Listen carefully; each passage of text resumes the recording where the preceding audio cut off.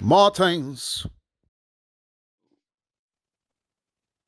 Ladies and gentlemen, welcome to another episode of Grassroot Chats. We are here, we are live, and we have, of course, Tottenham's finest, Karim. Oh, yes, looking all wonderful and happy since Harry Kane didn't actually touch the ball this week. We have the angry, happy one. We never know what to get from this guy, man. We have Mike N. Of course, we have Big Steve, Mr. Thanos, and we have a man that doesn't know what 3 points is. Southampton's finest, AK47. Well, luckily, we're not talking about 3 points this wonderful day. We are going straight into a sport that everybody believes they can do till they are punched in the face. We are here to talk about Tyson Fury, Wilder, third fight. First fight finished as a draw. Everybody still believed Fury won. Second fight, Fury won, even if AK believed Fury cheated. He did a lot of dodgy things. But now, after the third fight, there is no argument whatsoever. It was a good fight. Wilder showed heart, blah, blah, blah. But he got stopped in the 11th round. I'm going to start, of course, with my very, very wonderful good friend, as I always like to do. But not you this time, Big Steve. I'll start with AK. AK, are you convinced now that Tyson Fury is the best heavyweight in the division? And possibly the best heavyweight of all time? Oh, no. How can? He's not the best of all time. It's just like it's impossible to be considered the best of all time. For now, he's probably the best heavyweight right now.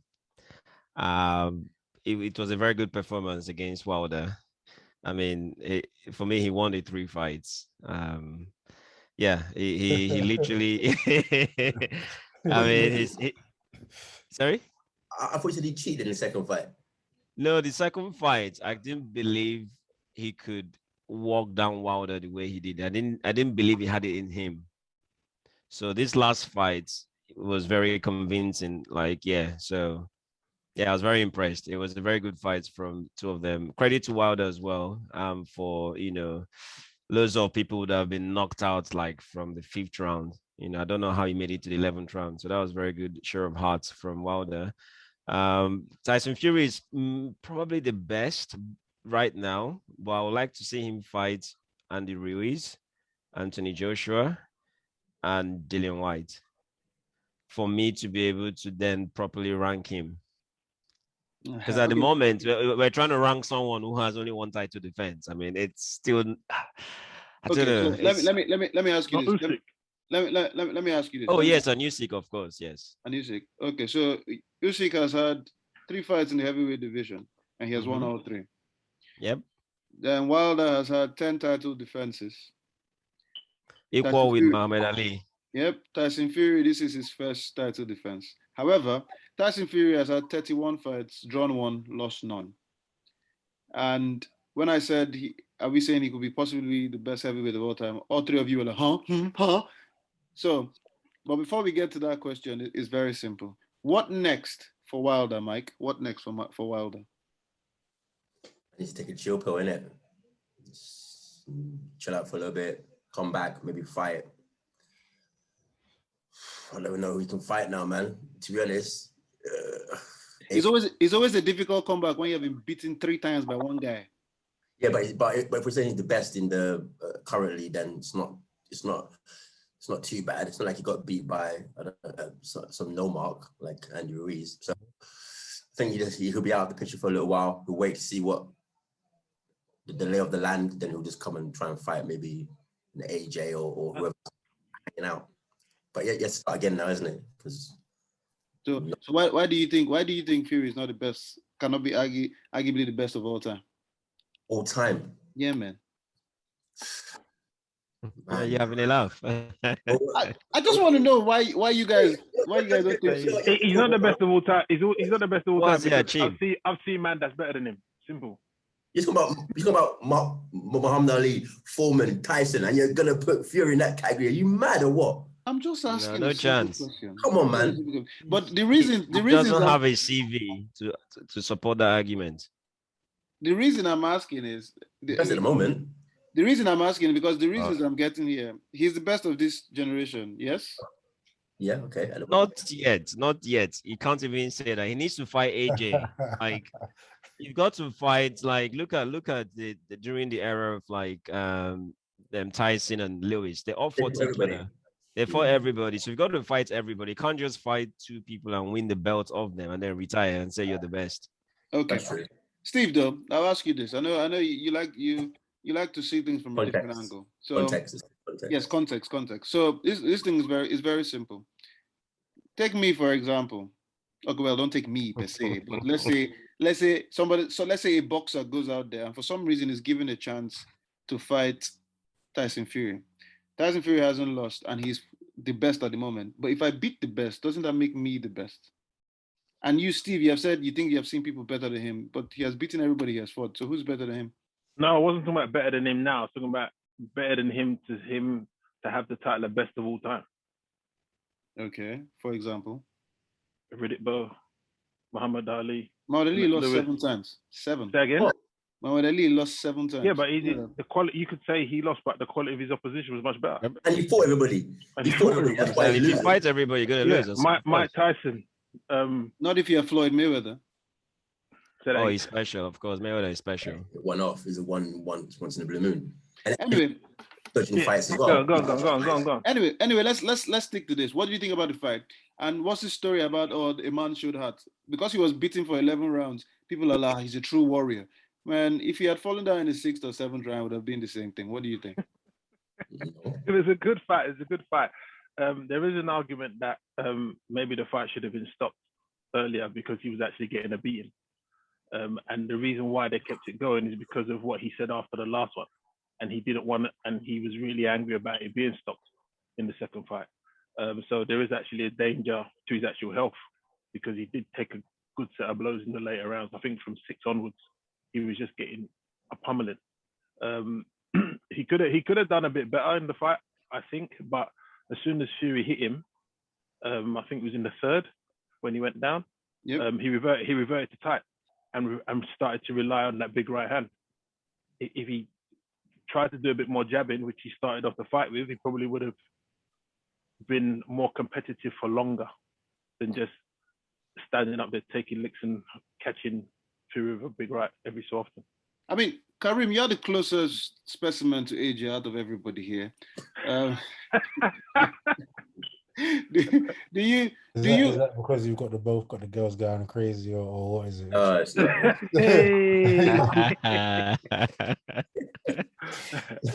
You're the closest, and I know you're an AJ fan as well. So what do you think? He was. Or have you disowned him after he lost? No. He's still my boy, man. But I feel like he's not. He's not where he needs to be right now. I think his state of mind and everything is somewhere else. I think boxing's not at the forefront of his mind. Me personally, he seems like from his last few fights he doesn't have the hunger anymore. But that's just my humble opinion. Yeah, but from when you look at, when they say styles win fight and styles make fight, from what you saw against Fury and Wilder, do you think AJ will stand a chance against Fury? I don't think so. No, not at all. I think Fury could or will beat him if he did decide to go into that. But I can't see them fights happening now, if I'm truthfully honest. I feel like the Usyk, I heard Joshua has now asked for the rematch with Usyk, so I think that's going to be next on the cards. I actually think it kind of like can work out in Wilder's favour because he lost, and then I know Michael said about he should have a gap, and I think if AJ loses to Usyk again, then there's a gap for him to have a fight with AJ. I can see the Wilder fight. I can definitely see the Wilder fight now. I can't see the Fury fight though. No. I think if he loses to Usyk, then it's Wilder versus AJ to fight. Yeah, definitely. The winner fights again. But can I ask a question though? If you're going to say that you're the best, because you got a belt, but you're the best, shouldn't you beat everybody then? Just to prove that you're the best. Like exactly. That mentality in boxing is gone though. Yeah, the issue now as well. And you got some as well. Have some of that. No. The issue is that when boxing started, there were like eight weight classes. So now they're over 16. And they're adding new thing. And of course, when you have with the business of boxing, so I mean Tyson Fury is on a different platform. He's with Frank Warren. And then in the Frank Warren situation, they're on a different platform with BT. AJ is with Matchroom. They're on Sky. So then when they have to They've left Sky now. Oh, they It's the the zone. Sorry. contractors the zone Yeah, now. they Yeah. were the zone, and so they have to contract. So with the business of boxing, that's not what's allowing all these fights to happen and blah blah blah, and of course the amount of money. However, with the thing that's still keeping some of these fighters grounded and all these things happening is mandatory. So now the mandatory fighter for the WBC should be Dylan White. Dylan White has said he definitely doesn't want to fight Wilder because when he wanted to fight Wilder, Wilder was ducking for 3 years. So how do you see that fight playing out, AK? If Dylan White, do you think Dylan White has a chance against Fury? Yes, the thing about Dylan White is obviously he's not anywhere a good boxer compared to Fury in terms of like the technicalities. However, that boy has a lot of determination, and I can see it. No, he's hungry. When you've been hungry for 5 years, WBC has refused to make him the mandatory for a long time, and he's been waiting and waiting and waiting. So I think he's a dangerous opponent to anyone, even including AJ as well. If that guy has a rematch with AJ as well, it's gonna be a different fight. So I think anyone fighting Dylan White in the top, like the top dogs, they're gonna have a good run for their money. But I still fancy Fury to still edge it, but you never know. You confuse me all the time, man. You don't respect the guy, but you expect him to win. No, I don't say I don't respect him. I'm not very quick. I don't want to jump into the whole bandwagon. Somebody wins a match or like a football match, and then you're the GOAT. Or somebody wins a boxing match, you're the best in the history and stuff like that. You've got to earn it. Like the fact that he has only one title defense at 33 years old, it's still, I can't just get my head around it. Like you've only defended your title once and you're 33 years old. I mean, but then you're supposed to be the best. Mike, you mentioned AJ using his body and all that story. You saw how Fury used his body against Wilder. That's how Thingy should have done it. That's how AJ should have done it. Going in with the 1-2s, then Connor's guy. I mean, Wilder even said, I should have known him coming that heavy, that his idea was to rough me up, and I let him do that, blah, blah, blah. Yeah, let him do it. Yeah, he let him do it. But do you think, one of the reasons I ask whether Styles will win fights and stuff, obviously Fury will probably not fight Joshua the same way. But if he can't do that as AJ. If he did, I kind of feel style-wise that AJ might have a better chance with Fury. Yeah. What do you think? If he does that, yeah. I think if he, all he was doing was giving Wilder 2 quick licks and then holding him so he couldn't hit him back, and then making him tired, then giving him a few quick licks and holding him again, rope-a-dope. But with AJ's a bigger guy as well, and AJ can box much better than Wilder. So I don't think he runs the risk of getting hurt if he does that to AJ, because AJ is a better boxer, and Dylan White as well. So what do you think AJ's weakness is? He just can't take a punch. He doesn't want to be hit. No, they can't take it. He doesn't want to be hit. I mean, he clearly can take a punch because he cut him a couple of times. He just doesn't want to be hit. But Wilder can hit harder than that, and so can Fury. Yeah. What did you, Steve? Were you a bit encouraged? Or I think so. I think one of the reasons that Wilder lasted to the 11th was when he knocked Fury down. Mm-hmm.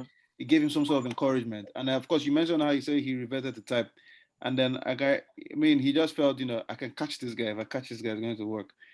Clearly, it shows that Fury does have Wilder is one of the hardest punchers. So obviously, that punch will drop anybody, but it means that Fury can get carried away with trying to fake moving.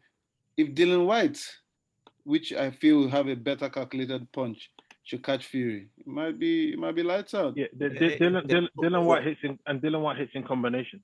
Yeah, he doesn't hit solely everything on the one punch. He can do it with one punch, but he will send a few. What's his name? What Wilder was doing was looking for the one big one and telegraphing it. You know what I mean? He sent a telegram to Fury before he threw the punch. He knew it was coming. So he needed to send a couple of combinations, which is what Fury was doing to Wilder. He wasn't hitting him as a one-off. He was giving him 1, 2, 3. It was a short combination. And Wilder never done that to Fury. Ever. AJ, if he fights Fury, will stick behind the jab more, and he will punch in combinations. The one Fury's toughest challenge for me is Usyk, because he can box really well. And will he allow Fury to get close to him and put his weight on him? He'll probably do his best to avoid that. He's used to fighting bigger opponents. Not really. As a cruiserweight, he didn't fight a lot of big guys. I mean, one of the biggest people he fought was Tony Belly first, and he dispatched Tony Belly easy. Yeah, he's coming into heavyweight. It's all bigger guys, isn't it? Yeah, but I mean, if you look at the whole body thing, Usyk, as you say, he moves around. Fury too knows how to move around. I think it would be like a chess game. Okay, so this is what I'm thinking for the heavyweight thing. Joshua has, says he's going to fight Usyk again. I'm willing to bet, and of course, Karim, correct me. As I said, you guys know what's happening. I'm willing to bet he will use his body more against Usyk next. I don't think he'll try and close the distance between himself and Usyk. To be fair, I mean, when you look at AJ, the way he fought Ruiz and the way he came back the second fight, he improved his game. Do you think, you mentioned his mindset, blah, blah, blah. Do you think he can't improve his mindset again fighting Usyk, Karim? Do you think he... Yeah, because he'll have the hunger of trying to win his belts back. So definitely he'll go in there as a better fighter and probably more determined. But I feel like Usyk's too quick. He just wants to look for the next. Like no one really cared about that fight, if that makes sense. Like I know his belts were on the line, but no one really cared. I feel like if this was a Wilder or a Fury going into it, and this was for the WC and unifying the division and stuff, I feel like that's when you see the hunger from him and everything like that. But the problem is then if Joshua is not hungry to fight Usyk, then he's got a problem, because Usyk is a top boxer. So this is what. Go on, Eke, go on. No. So I was going to say this is where it gets very interesting. So Fury didn't want to fight Usyk, and his excuse is that Usyk doesn't speak good English. It will be very hard to sell the fight, right? So That's racist. AJ fought Usyk, and before he fought the fight, his promoter was actually suggesting it might be best to drop the belt and dodge Usyk. So there's a reason why they actually looked at that option, because everyone knew Usyk is dangerous. But so this is why I always have to give credit to AJ, because the more you fight, the more you're probably likely to lose. So that's why I keep saying I would like Tyson Fury to fight other people as well, so that we can actually now gauge how really good he is. Oh, your sound is robotic again. Robotic. Okay. Basically, he was saying that he wants AJ to Fury to fight more and beat man up before he starts making these claims. And I do agree with that. I agree. You know what I want to see though? Go on, see. Can you hear me? I was just basically saying that a lot of fighters, there's too long between fights, man. And I know JJ, you said about contracts and TV and all that business there, but they've always had that. They've had that in the States big time between the cable television companies. Because if you're going to fight somebody, we have way too many belts. Like imagine if this was football and then Chelsea would say, well, I'm the best in the league, but I don't want to play Man City. Yeah. Makes sense. It doesn't make sense. So you've got to be properly tested. But you know what I want to see? I want to see somebody, because Wilder let Fury control that fight, back him into the corner, hold him, rough him up. But I want to see what happens when Fury doesn't necessarily control the whole fight. Then we'll see what. I mean, obviously we know he's a good boxer, but then we'll see what he's made of. If it turns into a scrap, whatever, and he can't control the fight, we might see a different outcome. But if you let him control the fight, he has always, funny enough, I mean, Fury has been dropped twice and a couple of times in some of his fights, but he always wins because he has always used that. He'll either try and outbox you, because he's always the bigger man, always the bigger man. So he'll try and outbox you and try and use his body, rough you up at the same time. And when he gets close to you, you see him sneaking the uppercut. Yeah. And all that story. But imagine doing that to Tyson, though. Imagine him doing that to Tyson. Tyson will give him one uppercut into the next week. Do that. The biggest. So to me, we're talking about fighting more people, putting yourself out there on the line. But as a champion, though, you have to be smart, though. That's why you remain champion. I mean, Floyd Mayweather fought all that was there, but he was smart. He picked it up well. Now, speaking about smart, Dylan White is fighting Otto Wallin, October 30th. If he loses that, he's going to lose his WBC mandatory. So what I don't understand is why is he doing that when he's already #1 mandatory? And he has always wanted to fight Fury because he believes he can beat Fury. But for some reason, the man that's why people love him though. He takes a lot of risk. He just keeps going. He's a true champion, that's why. He's not a champion. He's never been a champion. No, he's not. He's a boxer, not a businessman. Come, let's fight it. He's just a fighter. He's just a fighter. Because his amateur career is not as good as like Usyk and Fury, so he's got to take these hard fights to actually get himself prepared. But I think he likes the fighting. I think he likes fighting. Make no mistake, when he says he's not a businessman, he's making a lot of money. No, he's making money, but for example, a businessman in boxing will take the stance of like an AJ, Floyd Mayweather. They pick their fights. They won't fight that often. Dylan White always gives me the impression that if he don't fight every so often, you might see him in South London in a scrap. Yeah. Just because he wants to have a fight. Yeah. He likes to fight. You know what I mean? So that's your better style. Yeah, if you keep putting opponents in front of him every 3 months, he will fight. He's not going to think, I'm not taking any fight because I got a title shot in 9 months or a year's time. He won't rest himself like that. He's always up for it. How many fights has he lost? 1. 2. AJ, and he lost to Povetkin, the first fight. He's a risk taker though. I mean, people love him. People want to see him fight. I mean, he believes he'll beat up AJ again if he's given a chance. But right now, he's not looking for that fight because it's not going to give him anything. He has lost the belts. He's not looking to fight Wilder. Wilder's also lost the belt. So he's looking, he wants Fury, he wants that belt. And of course, 2 British fighters. You know how we love boxing in this part of the world. So I think it would be a good fight. But then Usyk and AJ is not going to be till next year. So we're not going to see. Fury and Dylan White will probably not be till next year, especially with Dylan White fighting on the 30th. And if he wins, then it will be faster. If he doesn't, what dates are they talking about for Usyk, Joshua? They haven't said anything, but it'll be spring probably. Spring next year. Wow. So I mean, these are champions are fighting once, twice a year. Fury's smart, man. Yeah. He's winding down the clock. Before long, he'll just retire quickly. And of course. The next thing we hear about Fury is that, you know what, there's nobody out there that can beat me. Then, isn't it? I've seen it already though. Well, it was a good fight. Everybody talks about the heart of a champion. Wilder taking, I mean, they were paneling that guy and people were shouting heart of a champion. Everybody that's shouting heart of a champion now will know, but none of you go and see him in the hospital or send him any messages. When you say he heart of a champion, he was beaten up. I have one more question on that though. So I'm one of those, I believe in, keep the same energy.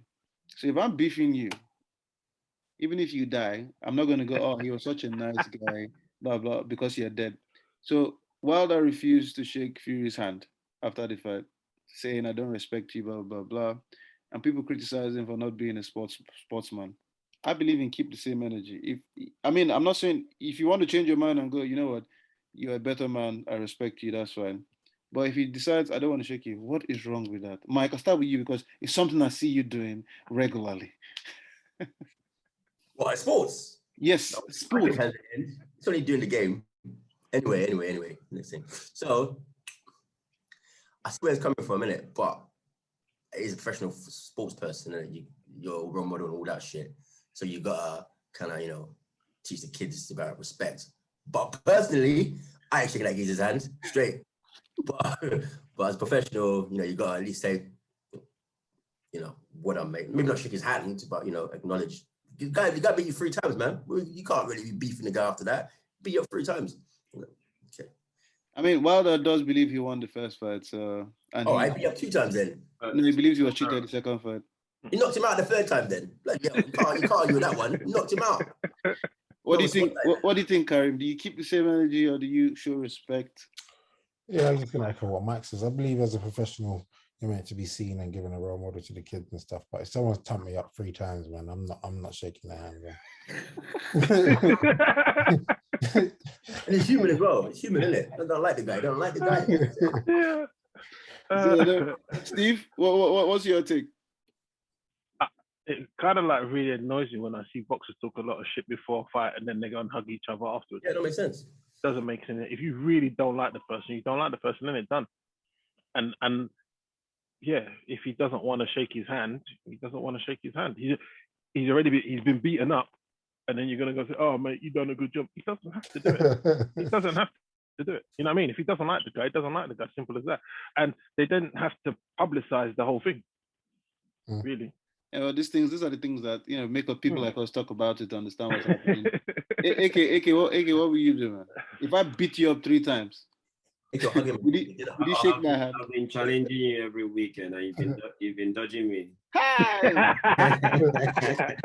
every weekend I call my gloves, my pro gloves, Haggiston Park. But ladies and gentlemen, AK47 is a lovely guy. He doesn't even have a left knee. And he wants to challenge me. This is not UFC. This is boxing, not UFC.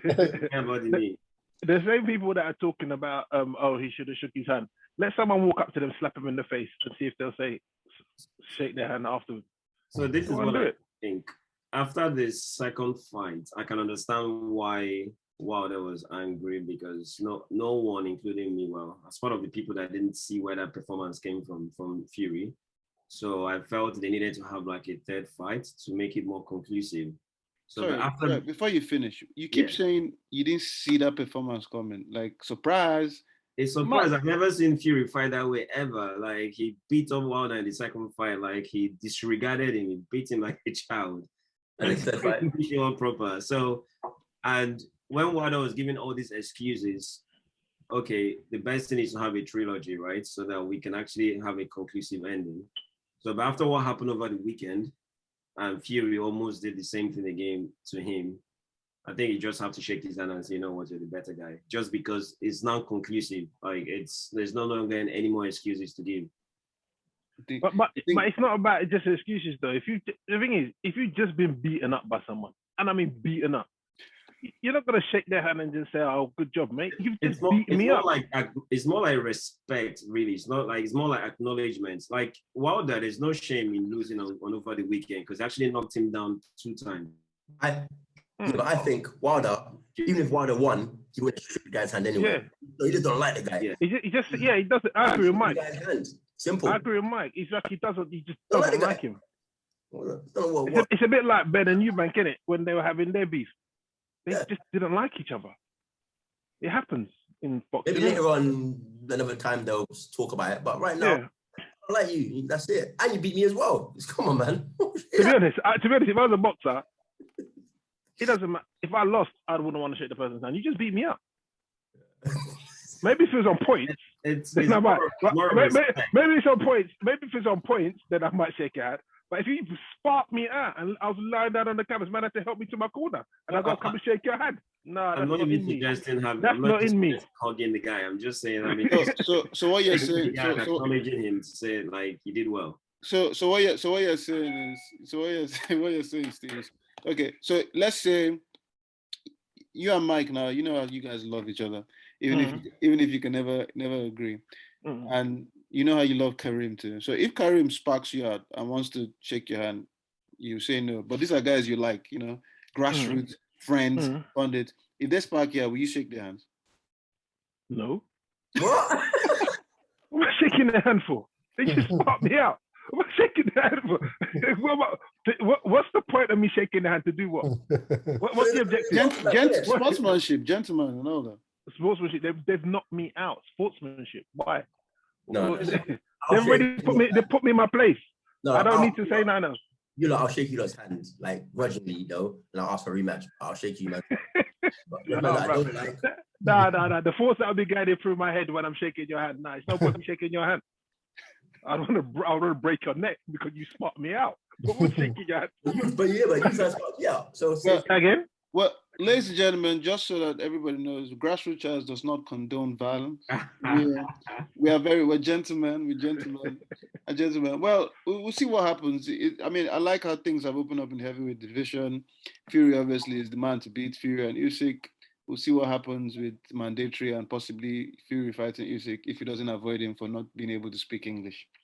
Before we move on to, I was meant to bring up a couple of the fighters on the undercard, but I forgot their names, man. There was a Swedish guy. Ifea Jagba. Is he the guy? No, that's the Nigerian Wilder who has only a right hand and he lost. Nah, that wasn't the guy. Okay. When you remember Big Steve? Yeah, I'll send the message. Send the message. Wait, what happens if White loses and he's not mandatory? Then who does Fury fight after that?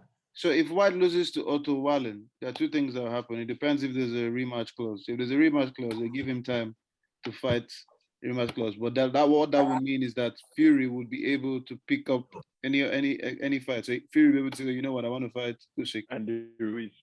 Or Ruiz or anybody. Why would you fight Ruiz when Ruiz hasn't got belts? Surely he'd fight Usyk. No, but you need to fight somebody because if what's it called? If Dylan White loses and he has a rematch clause, while they're trying to sort that out, WBC could be okay, fine. We've lost number one, but the number two person there, maybe Ruiz or somebody else that's out there, because they definitely want him to fight. They need the body will need some money. That's how they make money with this belt and all that. Or he could fight somebody else for the belt.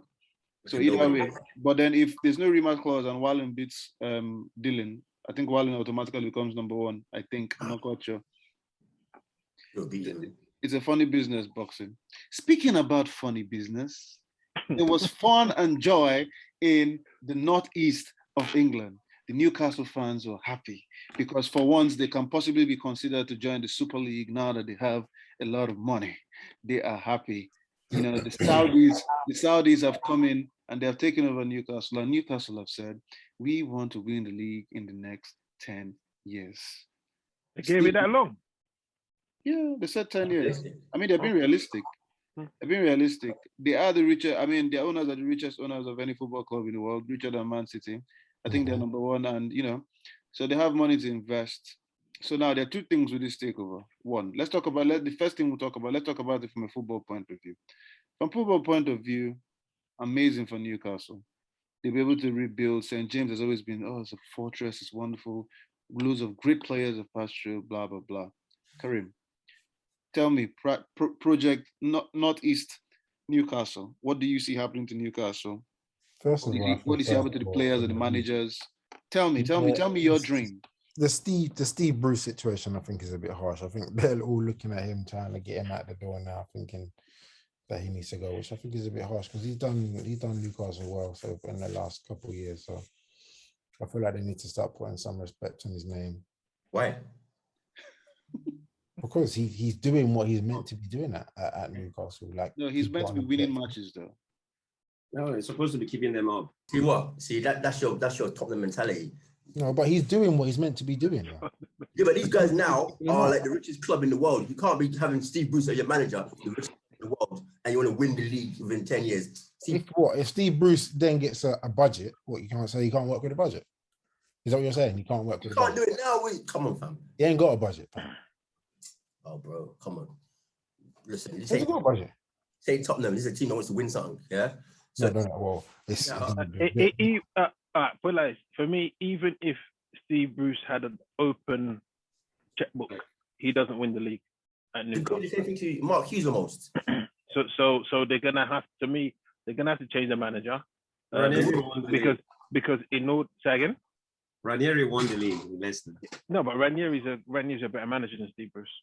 They're gonna need a top manager to draw people to the northeast, as well as the wages that they're willing to pay a transfer fee. They're gonna have to have players believe in the project, and the head of that project's gonna have to be the manager. Yeah, you can't have Steve Bruce there. Who's gonna come for Steve Bruce? No, initially, to the end of this season, but when they start looking to start getting top four, it ain't gonna be Steve Bruce there. That's a fact. Yeah, but in terms of what's the guarantee that Steve Bruce can actually even keep them up right now? He's been doing that. He's he's been doing, but the way they've started the league now. So first of all, without that amount of investment, obviously they can't buy players at this till the window opens. Remember when Man City came in and the owners came in, and the first player they actually got in to start the project was Gareth Barry. And then, as Mike said, the manager at the time, I believe, was Mark Hughes, which was a respectable player, and he wasn't that bad, the manager, his style of football. But you need the manager to be able to attract these players that are going to come in. So now the question now is, would you change Steve Bruce now with this so-called wonderful manager to manage this group of players till January? or you wait and do it as one change? So let AK, I'll let you answer that. Wow, it's a difficult one because eventually Steve Bruce obviously has to go. I mean, for obvious reasons, like, you know, not if Karim was there, but yes. I mean, it's got to be realistic. Even him, I think he put up a statement this week or last week to say like he has to be realistic. He wants to stay, but obviously, like, he knows it's got to be realistic. The problem now is if you bring in a fancy manager, like let's assume for the sake of argument and say Conte has never been in a position where he's in a relegation battle. So maybe you want to sign some players first of all and make the team, you know, better before you can bring these big managers. So will you sign these players with Steve Bruce? Yes, I'll sign these players. So that means they have to sign these players in January. Yes, and so basically, I'm going to be trusting Steve Bruce to keep them up this season, and after this season, then you can then bring in a new manager. But what they can also do is have this manager, you know, contact this manager, you know, have like some kind of pre-contract, and whichever player you're signing has to be on the recommendation of the new manager you bring in next summer. If that makes sense. Okay. First things first, Mike. Let me ask you this: you think Steve Bruce should go? So from what Iki has said, yeah, from a business point of view, from a human point of view, yeah, I agree with Karim, but it's business. From a business point of view, he has to go. Okay, so strictly on business, from what AK has just said. So AK has just said, leave Steve Bruce there to keep the team up this season. However, whatever player you're signing in January, it's on recommendation from the future manager. As Steve Bruce, how would you feel about that? That's a liberty, isn't it? Business, man. I mean, it's good to. Bro, just get rid of the guy, pay him out his contract, get somebody new in who can start buying players in January. They're not going to get relegated between now and January, are they? So get somebody else in. Well, so the manager or whatever. So let's say they're rock bottom come January, Steve. And I know it's new money, blah, blah, blah. As a manager, be you Conte, whoever you are, would you come in January and say, you know what, let me start a relegation battle and see if I can keep these guys up, and then we'll see what happens coming up in summer? I would say that they need to take it in steps. I wouldn't even go for someone like Conte. They should go for a better quality manager in the league. So say someone, even if they could get him, like for example, a Brendan Rodgers. I knew that was coming. Someone who knows the league and is capable of working with players that's already at the club. Because Conte is going to come in and he's going to look at it. He's going to be shocked, I don't think, and he's going to want too much change. He's going to he's going to look to the left and see John Shelby, look to the right and see Willock, and just my God. Conte might be the manager for them in 2-3 years' time, but it's a bit like what Man City done with Man City. Then they had Mark Hughes, then they moved to Mancini. Yeah, but Hughes was actually competing with Man City. He actually implemented a style of play. Yeah, he was actually doing well.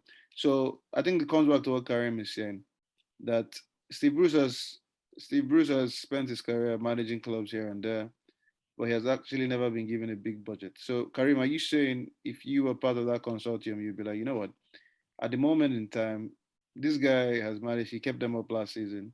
Let's give him a big budget and see what he does. Is that what you're saying you do?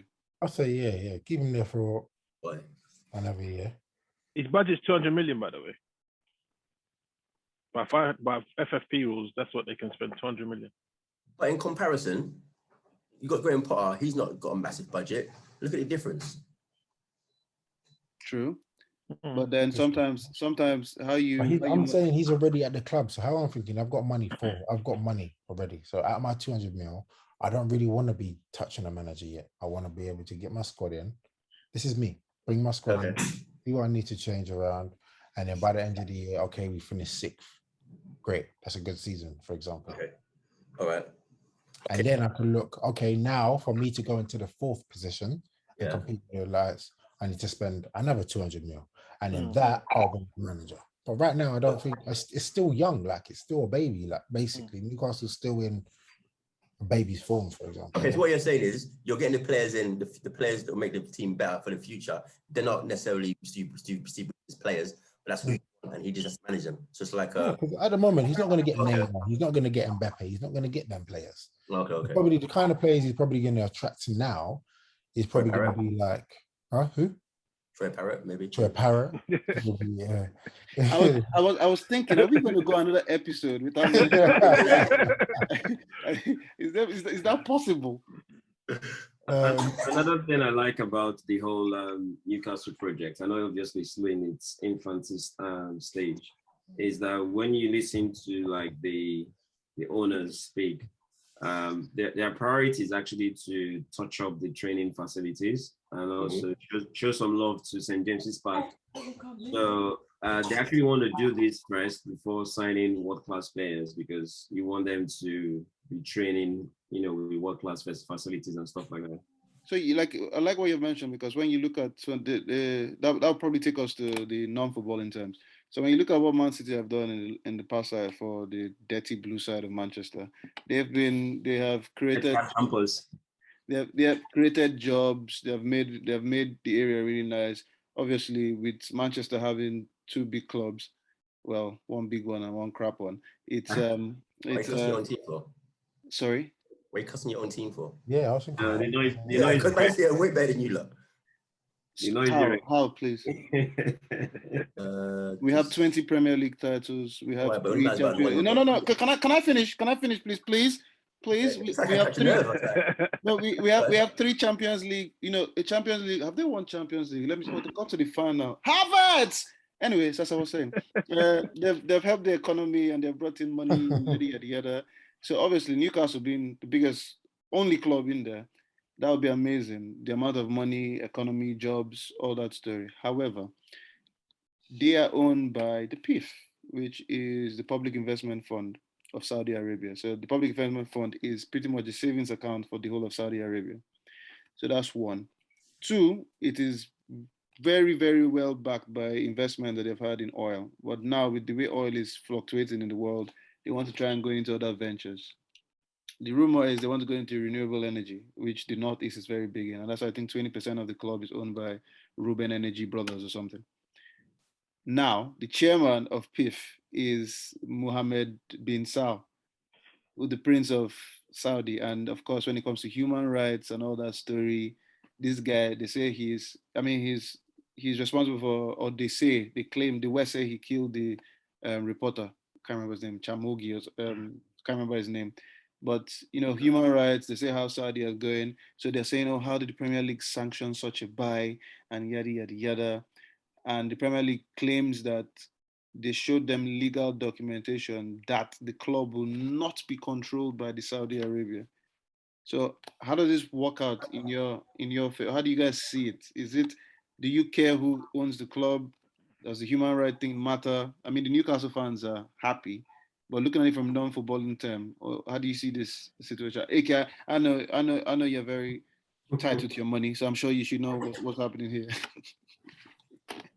Well, I mean, I think obviously the Premier League wants to come out, come out from this story, keeping their brand intact, and obviously they have to make it look like they've done their due diligence. Like, we're not allowing someone who's got a bad record with like human rights and stuff like that to buy up Newcastle. But let's keep this real, right? Like if you have the money and share the money, the Premier League won't say no to you. Because they're going to benefit from it, like, right? I mean, Arsenal said no to Dangote, though. He has the money.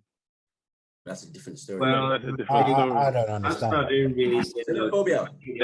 They done that because that's why they put Kroenke in, so no one, how can I say, he doesn't have to give up for the money. Actually, we'll just take the money. Kroenke, it doesn't matter who you are, he's not going to sell. That's why they let him in as part of the board and let him own the club. So we'll get back to that. Stick with Newcastle. Look at it this way, right? So you've got Pep, Klopp, Tuchel, Brendan Rodgers, like look at all the big managers. And obviously maybe Solskjaer might be a casualty and maybe a big name comes. And then Newcastle now creates another opportunity to have possibly four or five best managers in the world all being in one league. So it's a good promotion if you look at it, the bigger picture for the Premier League. So they'll have to, it's in their own best interest actually to sanction this, the sale of Newcastle, and you've mentioned also how it's going to improve the economy of Newcastle as a city as well. So yeah, I mean, it's a difficult one, but obviously money will always win. Mike, should the Newcastle fans even care? I mean, they don't seem like they care at all. They're just happy that they can Monday join the Super League.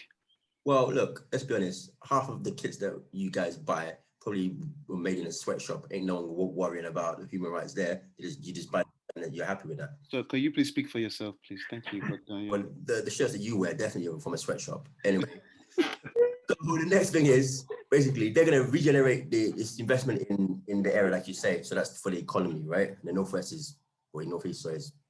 needs it. Let's put it that way. Let's be nice. Yeah. So it needs some investment. So they're going to do that. They got the money. They've shown due diligence. Well, what is it? What else is there? Some moral background. You've done your little background checks. They've passed. That's it. Let them go on. So in terms of morals and looking at background things, for example, let's what was the business? Steve, let's assume what's the name of those people now? BNP. Mm-hmm. You know, they're very known for their wonderful ways. Not the French bank, but you're talking about the BNP in the UK. Yeah. If they decided to buy Arsenal, Millwall, yeah, the Millwall boys. If they decided to buy Arsenal and they had all the money and they showed due diligence, would you like it, or will you just think about it on footballing terms? No, bro. They bought the club. That's not me, innit? Nah.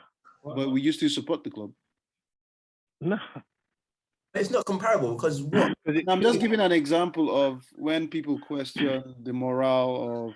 No, the thing is with the Newcastle deal, it's like, a bit like when Abramovich bought Chelsea. There was a whole leap of stories about where his money come from in Russia and how it was done in a dodgy way, and he was taken from the Russian people and all that kind of stuff. Yeah.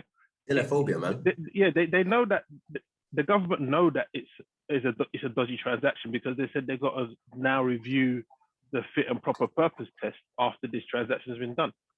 Yeah, so that in itself says that they know it's a dodgy deal, but money talks, isn't it? If you probably look at all the owners of all the clubs, they've got some dodgy shit in their back pocket that they've done at some point, and the money was earned in an immoral way. But when it's Saudis or Russians or Iranians, so let's check it. When it's Americans and stuff like that. If Jeff Bezos come to buy Newcastle, would they have the same question? They don't have it. And the way he's treating some of his Amazon stuff. I think apparently Bezos wants to buy Southampton, right? You hope. the man is going to take a placard and go to Let's start a rumor. And the thing is, football can't really talk because if they're talking about human rights and all that kind of stuff, why they let the World Cup go to Qatar? That's the biggest statement of all. People you let the whole World Cup go to Qatar. Well, good question, different body. But Karim, would you just say at a certain point? I mean, I like the fact that they bring up the different questions when it comes to the footballing terms, human rights terms, blah, blah. But as football sportsmen, as football fans, grassroots pundits, should we just concentrate on football, or should we even talk about what things might be happening in Saudi Arabia? I mean, boxing, AJ and everybody else have gone there, and people have gone there to do other things, and they promoted it in Saudi. So why is this different? What do you think, Karim? The whole Saudi thing, everybody knows there's no secret behind it. It's all about money and nothing else. So sadly, we live in a world where money talks. And if you got it, then you can get away with a lot of things. Speaking about that, man, can you loan me a tenner? Yeah, no worries. I'll put it through the door in a minute. Put it like this, right? It's going to be interesting to see when the transfers come up, right? And people go to Newcastle. Because you might go to Newcastle and say someone offers you, I don't know, 500 grand a week. Yeah, but if you're that caliber of player, right? Don't tell me you can't go to another club and still get 400 grand a week. Yeah, it's basically. So if your morals are that high, you disagree with the Saudis, you just go to another club. You don't have to go to Newcastle. No, but I'm not even talking about the players. I don't think the players would care. No, because look, it's like the Chinese when people go over to China and kickball. They're only going there for one reason. And ain't human rights. Well, some players do care because some players will be like, "Oh, I'm not gonna accept money from a club that's sponsored by a gambling company." Yeah. So that's gonna be something that makes beers, but then the same player will be caught for drink driving.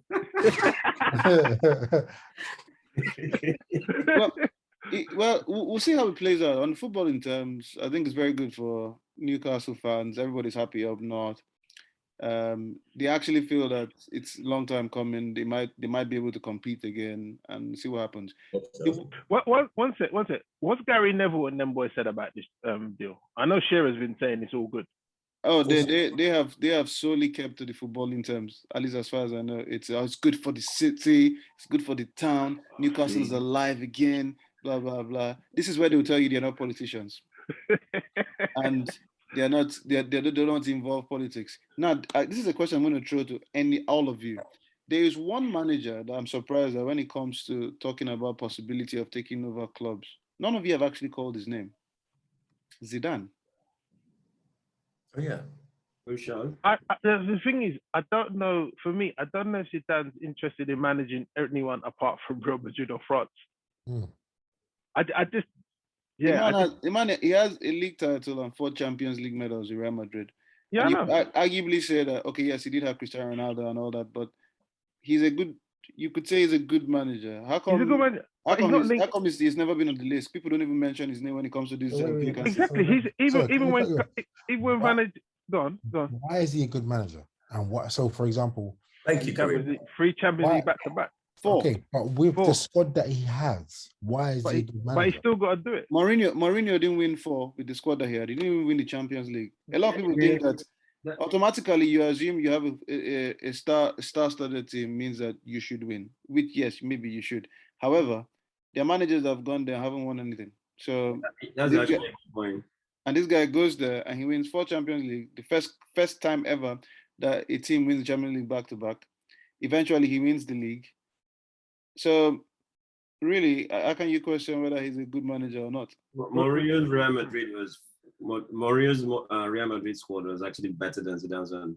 Yep, way better. What was Barca? Found a way to win 3 Champions League titles with them. So Zidane's a good manager, but it's just that to me, you just don't see him even rumored. Because even when why are you hiding your face? I think maybe because he doesn't speak English.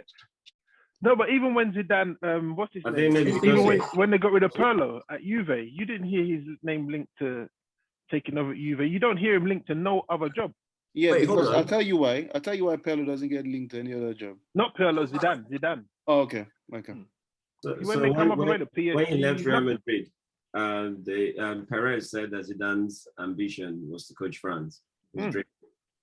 So maybe he's waiting for Deschamps to get, I don't know, his old teammate. That's how I see it.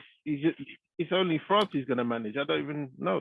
Another manager that's not too bad is Laurent Blanc. Yeah. Just disappeared. Yeah. Just disappeared off the face. I mean, wait, there's Zidane, there's Laurent Blanc, Sam Allardyce. There are loads of these guys. There are loads of these guys that are out there. I'm surprised that you guys are not. Here's the thing, yeah. At the start of this project, none of these people want to be linked. If Newcastle become like a Man City, yeah, then more of these, in 3-4 years time maybe. Yeah, absolutely, of course. And then they'll all be Newcastle because it'll be normal. There'll be a brand, and people will wanna. Back in the day when PSG was just PSG and they didn't have the money, you didn't see people flying to want to go PSG. Now they got the whole of Harlem Globetrotters. Everyone wants to be linked to them. That's the way it's gonna go. Everybody but they have something Karim wants. They have someone Karim wants. Yeah. Yeah, but he's never going to get back. That's why he doesn't realize. I think he will. Coming back, bro. I think he will. I think he will go back. I think the next club he goes to will be Usla. Tottenham, who Poch? Yeah. After PSG, yeah, I think so. Or Madrid. Nuno's going when if he don't hit top 6. Actually, imagine Mourinho coming back to the Premier League and coaching Newcastle. Remember he turned them down by saying they didn't have money. Exactly. I won't be surprised. Yeah, because obviously he's done it before with Chelsea. That's something he would do, though. That would be his way in. And he'll go now. He'll probably, if he wins, I can imagine if he wins the Italian league with Roma and gets his stock back up again, and then Newcastle now say we're looking for a world-class manager, and next thing you see is Mourinho on Italian TV. I don't like Rome. This- Don't like room. Yeah, the clown. My family is in England. Everybody knows I love England. Yeah, So see, Oh. but speaking about a manager that does love England, welcome back Claudio Ranieri. He's back, the Watford manager, the man that took Leicester to the great heights. He's ready. Can he do it again, Mike? Can he make Watford a top 1 team? No. Danny Rose into Sissoko, he can do it, man. Like he can't. I mean, he can make them better, competitive, not get relegated, possibly. But I can't see him getting even in the top 6. Where do you rate him as a manager? I mean, apart from I'll ask you that question in 2 phases. Before he won the league with Leicester, and after he won the league with Leicester, how do you rate him as a manager? World class, great, okay, fixer. How do you rate him as a manager, Mike? He's a good manager, but obviously with that title win with Leicester on his CV, it's kind of hard to ignore, innit? Call it a fluke or whatever, but he done it. So that automatically raises his stock. Yeah. By default. Style of football. It's all right. It's to call him a tinker man at Chelsea, isn't it? So Yeah, I think at some point, even to me, I thought at a certain point he used to overthink, but he's a good manager. He's a good manager. Steve, what do you see him doing for Watford? As Mike says, he might keep them up. He might make he'll keep them up. If he stays there longer than the end of the season, with some investment, he could make them probably top half of the league. Top half of the league with some investment. He's a decent manager, and he's better than the ones he'll be up against in the bottom half of the league. AK, would you compare him with your Southampton manager? No chance. So the manager is better. Would you take Ranieri? No chance. I think Ranieri is more suited to like the bigger teams. I think he will probably even relegate Watford. Wow. I actually think he's going to relegate them. Ladies and gentlemen, you've heard it here first. but that's just. I think he's just. How many jobs has he had in his career? I think he's just going everywhere, left, right, center. Just. What do you want to do? Stay in one club forever? He's a fixer, though, isn't he? He comes in and he improves the side. He was a good manager. When he was in Chelsea, I actually rated him. He was very unlucky not to win a title with them, I think. I know he got to the semi-final of the Champions League back then. It was really good. He got to the semi-final against Monaco. Oh, man, yeah. I remember they had Morientes and Patrice Evra in that team. Monaco was leading the first leg 2-0. And then they went to Stamford Bridge and Chelsea actually 3-0 up in the first half. You had pretty much gotten what you needed. Now, this is why I say he was the man over things. He started making some changes before, the game ended up, is it 3-2 or is it 3-3? I can't remember the scoreline. So I think he's a good manager. And the season they lost the league to us. Yeah. The problem with Ranieri, I feel, is, as Steve says, he's a fixer. Fixers have a contract end. They get to the team at a particular point, and that's it. And then with Leicester, the contract end, he got them to win the league. But then when you look at the investments they made, or the things, obviously they lost Kante, who was very wonderful. They lost all these players, but then the fixer mentality, he couldn't switch it from fixer to championship. In my opinion, I feel he got them to the highest point he could, and that was it. But you don't think something is not right if you can win the league with Leicester, and then the top 4 teams are not looking for you? Yeah, it depends on your stock. Where did he go after Leicester? Because that's like one of the best achievements in the history of football in this country, right? But remember, he stayed in Leicester after and lost his job. After they were kicked out of the Champions League the next season, and then they said there was some politics, there was some this, and there was some that, and all that story. Then he decided, I'm just going to chill for some time. So with these things, you move to these clubs when your stock is high. Brendan Rodgers finished second with Liverpool. They said, oh, he was unlucky. It was that game at Crystal Palace, blah, blah, blah. Next season, they didn't do so well. Everybody like, that means he had just shown us as a one-off. He goes to Celtic. Yes, you could say, Scottish League, you have a chance. But Celtic blew everybody away, as in his style of football, the players he bought, it was wonderful. So his He stock drew was in high. Man City, Pep's Man City 3-3. Yep, 3-3. His stock was so high. Leicester said, let's take him. So you certain managers, especially when when it seems like a one-off, you should always move when your stock is high. Ranieri, when Leicester won the league, if you wanted to go to, I'm sure if he had said, I'm done, I've won the league here, blah blah. Let me just move. If top 4 clubs have taken him, look at Nuno, for example. He took moves to where he felt, this is the highest I can take these guys. Every season is a struggle. I'll create a new player. Somebody comes to take him. He chilled. Yes, he wasn't first choice for Tottenham, but he arguably he's managing a bigger club than Wolves because he left when his stock was high. So I think That's a fair point, but I mean, I don't know. I just feel they should have at least have been linked. Okay, like, if it's got a bigger reputation and so. Okay, argue the other side of the point. Then tell me what's the other side of the point that I'm not saying.